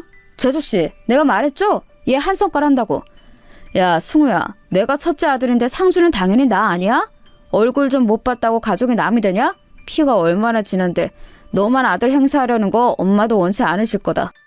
남편은 화를 못 참고 시숙의 멱살을 잡았습니다. 친척들이 다 나서서 말린 후에야 진정을 할 수 있었어요. 시숙은 이죽거리며 귀엽고 상주 자리에 서 있었고 남편과 제 손만 끌어올렸죠. 그 와중에 큰동서는 앉아서 밥과 술만 축내고 핸드폰으로 드라마를 보고 있더라고요. 어이가 없어서 제가 다가가 말했습니다. 안녕하세요 형님. 아주버님이 오랜만에 오셔서 그래도 자식의 도리를 다하시려는 것 같은데 그럼 형님도 가족으로서 일을 도우셔야 하는 게 아닐까요? 그게 며느리의 도리이니까요. 어머 동서, 말을 좀 섭섭하게 한다. 우리 지금 바쁜 와중에 시간 내서 어떻게든 온 건데 잠깐 쉬지도 못해? 그리고 딱 보니까 일 잘하는 사람 많네 뭘. 일도 해본 사람이 안다고. 나처럼 굼뜬 사람 있으면 방해만 된다니까? 하나만 알고 둘은 모르는 스타일이구나 동서? 말할수록 속만 부글거리더군요. 어찌나 사람 속을 살살 긁는지. 하지만 거기까지는 약과였어요. 장례가 끝나고 나서 시숙, 큰동서, 남편과 저, 신우이 이렇게 5명이 모이게 됐습니다. 시숙이 오랜만에 형제 가족들끼리 모이자고 해서 어쩔 수 없이 모인 거였죠. 불편한 식사 자리가 계속되던 중 시숙이 본색을 드러냈습니다. 자, 이제 깔끔하게 정리해볼까? 아버지 돌아가시고 엄마가 유산 다 갖고 있던 거 알지? 내가 알기론 건물이랑 땅 다 해서 꽤 되거든. 엄마 돌아가셨으니 이제 형제들끼리 나눠야지. 승우, 너는 장례식 때 건너들이니 가게가 잘 되는 것 같고, 승희, 너는 어차피 홀몸이잖아. 설마 다시 결혼할 생각은 아니지? 어쨌든 그래서 내가 너희보다 나이도 많고 32까지 엄마를 모셨으니 상식적으로 너희보단 더 가져가야 할 것 같다. 비율은 5-3-2가 어떨까 하는데? 어이가 없어서 말문이 막혔습니다. 결국 모든 건 돈 때문이었어요. 돈 때문에 이제 와서 자식 행사를 하는 거였고 그 돈 때문에 우리를 이렇게 불러 모은 거였습니다. 큰동서도 옆에서 고개를 끄덕이며 맞는 말이라고 반응하는데 제 앞에 있는 게 사람인지 짐승인지 분간이 안 되더라고요. 아버님은 사고로 돌아가셨지만 일찍이 어머님에게 모든 재산을 돌리겠다고 공증을 남기신 게 있거든요. 그렇지만 어머님은 제대로 된 의사소통이 어려우신 상태였어서 유언을 남기지 못하셨어요. 그러다 보니 자연적으로 재산은 삼형제가 3분할하게 된 거죠. 하지만 저희는 그 돈 없어도 괜찮아요. 유산 안 받아도 저희 충분히 잘 먹고 잘 살 수 있습니다. 그런데 뻔뻔하고 영약한 아주버님네가 도무지 괘씸해서 안 되겠더라고요. 저런 사람들 주머니에 어머님의 재산이 들어간다는 사실을 도저히 용납할 수 없었어요. 남편은 그런 줄 알았다며 자리를 박차고 일어났습니다. 그 속내로 여기까지 온 거냐고 길길이 화를 냈죠. 저는 남편을 다시 자리에 앉히곤 차분하게 말했어요. 아주버님, 지금 저희가 가져가는 만큼 똑같이 가져간다고 해도 억울할 판에 지금 본인이 유산 비율을 그렇게 나누신 건가요? 이렇게 나오시면 저희도 법적으로 나가는 수밖에 없어요.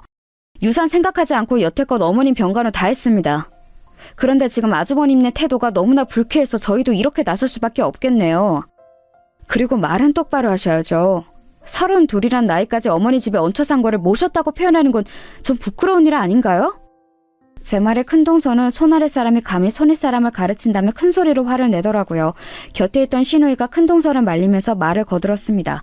본인은 여태껏 둘째 오빠네 새언니에게 신세를 졌다며 유산을 더 챙겨가는 사람이 있어야 한다면 그건 둘째 오빠와 새언니라고 말해주더군요. 여태껏 곁에서 병간호를 한 사람에게 그러자 시숙은 신우이에게 만약 둘째네 부부가 동의한다면 너도 그 결과를 따를 거냐고 물었습니다. 신우이는 그게 뭐든 따를 거라고 답했어요. 그러자 큰동서는 그럼 이 문제에 대해서 상수권을 두고 더 생각해보고서 의논해보자며 다음 약속을 기약했습니다. 일주일 후 다시 만나 의논하자는 거였죠. 더 의논해보고 말 게 없다고. 우리의 의견은 여전히 같다고 했지만 마저 듣지도 않고 호련히 가게를 나가버리더군요. 황망했어요. 어차피 우리가 밀고 나가면 상속법에 따라 재산을 균등하게 나누게 될 테지만 그마저도 너무나 아깝고 화가 나더라고요. 저런 인간들한테 어머님의 노고와 삶을 빼앗기는 것 같아서요. 차라리 신우에게 더 나눠주고 싶은데 저 인간들은 절대 따라주지 않겠죠. 어떻게 해야 상속 포기를 시킬지 고민해보았지만 방법이 없더라고요. 해서 저희가 장기간 간호했다는 사실을 토대로 상속재산 분할 소송을 걸려고 했습니다. 남편은 어차피 저런 인간은 가족도 아니니 소송쯤 아무것도 아니라고 했죠. 그리고 이러한 저희의 계획을 신우에게 미리 말해주었죠. 그렇게 시숙을 다시 만나기로 한 날이 됐습니다. 그날 아침 신우에게서 전화가 왔어요. 그러면서 하는 말이 본인이 첫째 오빠와 통화해서 마음을 돌리려고 했답니다. 우리가 소송을 걸면 방법이 없을 거라고 더는 추한 모습 보이지 말고 지금이라도 상속 포기를 하라고요. 그렇게 말해두었으니 첫째 오빠도 깨달은 바가 있을 거라며 대화로 잘 풀라고 이야기해 주더군요. 저도 최대한 좋게 해결하고 싶었어요. 가족 간에 얼굴 붉히며 돈 가지고 싸우는 거 정말 치졸하고 못 봐줄 일이더라고요. 이렇게 낯설고 힘든 경험을 굳이 하고 싶지 않았어요. 그렇다고 해서 제가 참고 넘어갈 일은 아니잖아요. 제 남동생이 말했던 것처럼 참지 않을 용기를 다시 한번 보여야 하는 때란 생각이 들었습니다. 남편도 저와 같은 생각이었고요. 그렇게 단단히 마음을 먹고 남편과 함께 자리로 나갔어요. 원래 약속 장소는 술집이었는데 당일 약속 장소가 아주버님네 집으로 바뀌었습니다. 큰동생네가 임신을 해서 이동이 어렵다는 이유였죠. 그리고 생각해보니 자신들 집에 초대한 적이 없다면서 겸사겸사 집들이를 하자더군요. 일주일 전만 해도 유산으로 쌓은 와중에 집들이라니 코웃음이 나더라고요. 하도 완강하게 어쩔 수 없이 집으로 찾아갔습니다. 가보니 상탁에 술과 배달 음식이 질비하게 놓여있었어요. 참으로 낯설게도 환히 웃으며 저희 부부를 맞이하기에 왠지 모를 불안감이 엄습했습니다. 저번에 모였을 때 분위기가 너무 험악해서 관계를 좀 개선해볼까 해서 이렇게 자리를 마련했다고 하더군요. 남편과 저는 경계를 내려놓지 않고 그들을 대하려고 했어요. 밥을 먹는데 코로 들어가는지 입으로 들어가는지 모르겠더라고요. 혹시 술 기운에 빌려서 우리를 설득하려는 건 아닐까 싶어서 건배만 하고 술은 입에도 대지 않았죠. 시숙은 기분이 좋은지 연신 웃으면서 저희에게 그간의 안부와 사는 이야기를 물었습니다. 또 엄마 찾아뵙고 싶었지. 아무렴 내 엄마인데 나 몰라라 하고 싶었겠어? 그런데 그럴 수가 없더라고. 아직 우리가 경제적으로 또 사회적으로 안정화되지 않은 상태거든. 사업하는 것마다 망하고 뭐 좀 해보려고 하면 코로나다 경제위기다 뭐다 운이 따라주질 않더라고. 그런 모습을 어떻게 엄마 앞에 나서겠냐? 우리 그간 고생 많이 했다. 팔도를 돌면서 안 해본 일이 없어. 그 와중에 이렇게 하늘에서 천사 같은 아이를 내려준 거야. 그러니까 우리가 얼마나 유산이 간절했겠니. 섭섭하게 생각 마라. 우리도 그 말 하면서 괴로웠어. 우리는 잘못 살았지만 이 뱃속의 아이는 잘못 살면 안 되잖아요. 아무리 그래도 이 집 핏줄인데 그건 시어머님도 원치 않으시겠죠. 저도 정말 보란듯이 잘 키우고 싶어요. 나는 이렇게 지금 변변치 못한 일에 불안정하게 살고 있지만 아이가 태어날 집은 번듯했으면 좋겠고. 애 얘기만 하면 왜 이렇게 눈물이 나는 건지. 술에 취한 건지 장황하게 사는 이야기를 늘어놓는 모습을 보니 그 자리에 함께 있는 게 괴로워지더라고요. 물어본 적도 없고 궁금하지도 않은데 말이죠. 게다가 아이 핑계를 대면서 어쩔 수 없었다고 하는데 아이가 생겼다고 해서 여태껏 시어머님을 내팽개쳐두고 뒤늦게 나타난 게 없던 일이 되나요? 어이없는 소리. 그냥 귓등으로 듣고 있었습니다. 한참을 그렇게 떠들던 시숙은 갑자기 무표정한 얼굴로 다시 한번 저에게 물었습니다. 정말로 상속을 더 나눠줄 의향이 없냐고요. 남편은 언성을 높이며 역시나 그렇게 말할 줄 알았다고 했습니다. 그전에도 말했듯이 그럴 의향 전혀 없다고 오히려 똑같이 나누는 것조차 억울하다고 덧붙였죠. 그러자 시숙은 알겠다면서 너희가 그런다면 어쩔 수 없지라며 허허허 웃더군요. 뭔가 이상했지만 그래도 원만히 풀리나 싶었습니다. 동서는 좋은 게 좋은 거라며 이쯤에서 평화롭게 풀자고 말했어요. 그러면서 술 안 먹을 거면 음료라도 마시라며 컵에 따라 가져다 주더군요. 남편과 저는 테이블에 술만 있어서 그간 마실 걸 한 번도 입에 대지 않았거든요. 안 그래도 목마르던 참에 동서가 가져다 둔 음료수를 벌컥벌컥 마셨습니다. 그리고 거짓말처럼 1분도 채 되지 않아 남편과 저는 미친 듯이 밀려드는 잠에 정신을 잃고 쓰러지게 됐죠. 얼마 동안 잠든 건지 모르겠어요. 3분, 5분? 기억상으로는 30초 남짓 쓰러져 있던 것 같은데 저 멀리 흐릿한 시계를 보니 5분은 된 것 같았어요. 꿈속을 헤매는 것처럼 비몽사몽한 상태로 있던 저는 누군가 제 발을 밟는 촉감에 슬며시 눈을 떴습니다. 이 사람아, 기절한 사람 발을 밟으면 어떡하나? 깨면 어쩌려고? 자, 다들 잠들었지? 여보, 이제 시작하자. 정신 똑바로 차리고 당신은 그냥 내가 시키는 대로만 하면 돼. 일단 가져오자. 마지막 말에 저는 순간 정신이 번쩍 들었습니다. 두 사람이 안방 쪽으로 걸음을 옮긴 순간 저는 벌떡 일어나 남편을 미친 듯이 흔들어 깨웠어요. 일어나라고 뺨을 연신 꼬집으면서요. 남편은 아직 완전히 정신이 들지 않았지만 다행히 일어날 수는 있었어요. 저는 지금 이 집에서 당장 도망쳐야 한다며 남편을 부축해 일어났습니다. 남편은 사태의 심각성을 안 건지 곧 정신을 제대로 차렸고 제 손을 잡고서 불이 나게 현관문을 열고 나갔습니다. 가장 아래층에 있는 엘리베이터를 기다릴 여유가 없어서 계단을 뛰어내려갔어요. 설상가상 그 와중에 넘어져 저는 다리까지 다치게 됐죠. 남편은 내려가면서 곧바로 경찰에게 연락해 신고했습니다. 저희가 문을 열고 내려가니 곧바로 이어서 시숙네 현관문이 열리는 소리가 들렸습니다. 그들이 곧장 따라오는 소리가 들렸어요. 공포영화가 따로 없었습니다. 지금 잡히면 정말 죽겠다는 생각밖에 안 들더군요. 다친 다리로 겨우 내려가다가 남편이 업히라고 해서 업힌 채로 1층까지 갔죠. 남편은 제정신이 아닌 상태로 급하게 내려오느라 무리한 탓에 1층 도착하자마자 구토를 했어요. 정말 아수라장이 따로 없었습니다. 주차장으로 바로 가야 하는데 겁이 나서 도저히 못 가겠더라고요. 그 상태로는 무리겠다 싶어서 경찰이 올 때까지 숨어 있기로 했습니다. 건물 뒤로 뛰어가 숨어 있는데 곧바로 두 사람 발소리가 나더라고요. 연신 욕을 해대면서 우리를 찾는 듯 했습니다. 아마 시숙도 술을 마신 탓에 온전한 정신이 아니라서 다행히 우리를 쉽게 찾지는 못하는 것 같았어요. 그때 경찰차 사이렌 소리가 들렸고 시숙과 동서는 도망쳐 다시 집으로 들어갔습니다. 남편과 저는 곧장 뛰쳐나와 경찰을 불렀어요. 그리고 경찰관들은 대동에 다시 시숙네로 찾아갔죠. 아마도 제 인생 중에 가장 급박한 순간이 아니었나 싶어요. 마치 첩보물 속 주인공이 된 기분이었죠. 경찰관은 집 안으로 들어가 제가 가리킨 대로 우리 부부가 마신 음료컵을 조사하기로 했습니다. 그런데 소름 끼치는 건 안방을 뒤져보던 중 그 안에서 노끈이 나온 겁니다.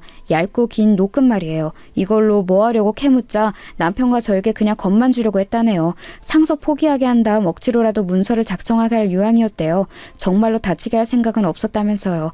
저희가 소송을 할 거란 계획을 듣고서 우발적으로 벌인 일이란 말을 듣는데 정말 온몸에 닭살이 돋았습니다. 말은 그렇게 하지만 사실은 목숨을 빼앗으려고 했던 건지 뭔지 누가 아나요? 동서가 준 음료에 타져 있던 게 바로 수면제였거든요. 저희는 그 수면제 음료 때문에 정신을 잃었고 다리까지 다쳤으니 이를 이유로 시숙과 큰동서를 상해죄로 고소했습니다. 우리는 더 이상 가족이 아니었죠. 그 뒤로 아직도 사건은 완전히 해결되지 않았습니다. 생각보다 복잡하고 긴 절차가 필요했거든요. 시숙과 동서는 아직도 오리발 내밀면서 자신들은 죄가 없다고 주장한다던데 아무래도 정신을 못 차린 것 같더라고요. 더 웃긴 건 뭔지 아세요? 임신했다는 것도 거짓말이었습니다. 애가 있는 배가 아니라 그냥 과식한 배였더라고요. 그것도 모르고 그 넙대대한 배를 보면서 임신 축하한다고 순삭했으면 좋겠다고 마음에도 없는 덕담을 했는데 그게 사람이 할 거짓말인가요? 하긴 이런 일까지 벌였는데 뭘 못하겠어요. 아무리 해도 우리가 눈 하나 깜짝하지 않으니 결국 수면제까지 먹인 걸 테니까요. 그들은 저희가 고소한 대로 죗값을 받게 될 겁니다. 남편과 제가 꼭 그렇게 끝이 나게끔 만들 생각이고요. 지금도 그때가 생생합니다. 갖가지 가정이 제 마음을 아직도 어지럽히고 있어요. 그때 동서가 제 발을 밟지 않았다면, 그래서 제가 눈을 뜨지 못했다면 어떻게 됐을까? 그때 남편이 일어나지 못했다면, 그래서 제가 끈을 가지고 나오는 그들과 정면으로 마주쳤다면 어땠을까? 난 맨정신으로 그들과 맞설 수 있었을까? 상상을 하면 할수록 힘겨워져서 어떻게든 생각을 떨쳐낼 수밖에 없었어요. 돈이 뭐기에 사람이 이렇게까지 만드는 걸까요? 갑자기 돈이라는 게 세상에서 가장 잔인하고 징그럽게 느껴지더군요. 만약 상속법에 따라 나눠지면 저희 부부는 모은 돈을 신우에게 전할 생각입니다. 그게 안 된다면 사회에 기부라도 하고요. 더 이상 이 문제로 속 시끄럽게 만들고 싶지 않았거든요. 살면서 정말 별의별 일을 다 겪는다고 하지만 이런 일까지 겪을 줄은 꿈에도 몰랐네요. 가끔씩 어머님의 꿈에 나옵니다. 눈물 맺힌 눈으로 저를 물끄러미 쳐다만 보시는데 마치 그간 고생했다고 애썼다고 못 볼 꼴 다 봤다고 위로해 주시는 것 같아요. 그 눈빛을 볼 때면 저까지 눈물이 차오르는 듯합니다. 시어머님 말대로 크게 액땜했다고 쳐야 할 것 같아요. 이 이상의 불행이 더는 없도록 어머님이 제 곁을 지켜주시겠죠? 그간 많이 고생했으니 앞으로는 어머님을 믿고서 다시 한번 나가봐야겠습니다. 저마다 돈보다 더 값진 사랑을 누리는 하루 되시길 바랄게요. 지금까지 긴 글 읽어주셔서 감사합니다.